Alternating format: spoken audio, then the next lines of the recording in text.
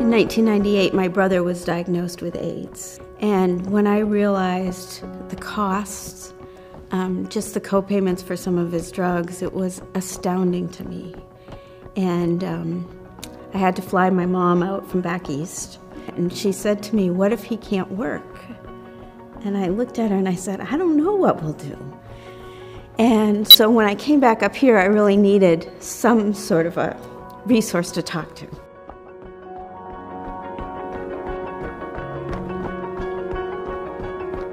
Just seeing their faces, seeing their expectations of, hey, okay, it's time, Chris is coming, or somebody's coming to deliver something for me.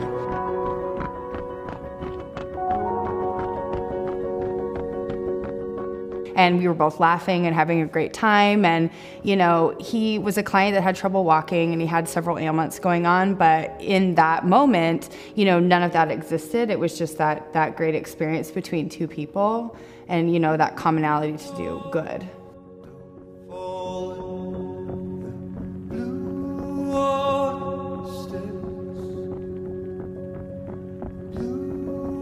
He was a very capable guy. But within about a year, he slipped into full-blown AIDS and he became, you know, more and more ill. We had raised our first venture capital money and we decided to basically fund Richard's retirement for 6 months so that he could qualify for disability. We finally decided after debating this internally that the venture capitalists had given us the money to build the kind of company people would want to work for. So the commitment to Lifelong was sort of a silent promise to Richard. Richard died, you know, probably a year later. So that was sort of the story behind the story, I guess, if you would.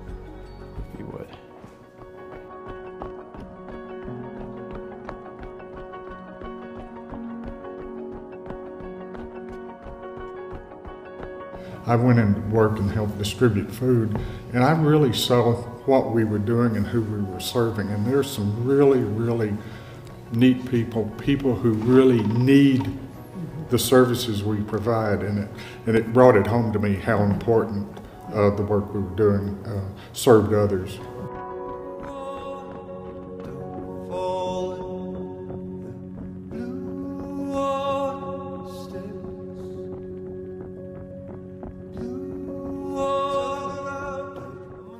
Whether you're volunteering, whether you're a corporate sponsor, whoever it may be, it's education.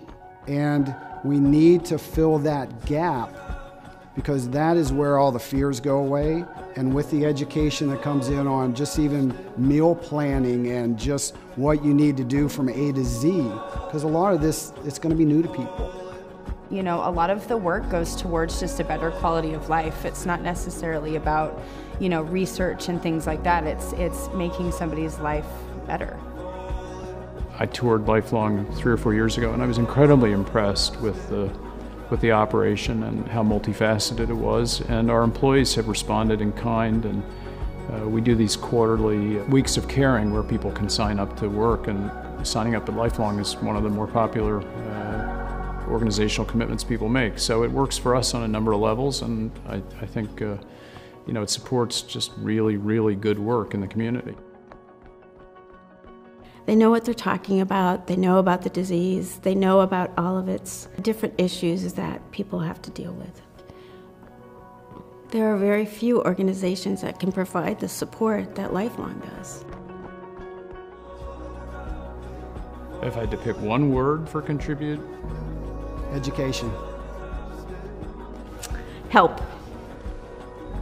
but I would say to give. When you do something for yourself, it dies with you, but when you do something for others, it lives on for eternity. And so to me, that's what contribute means.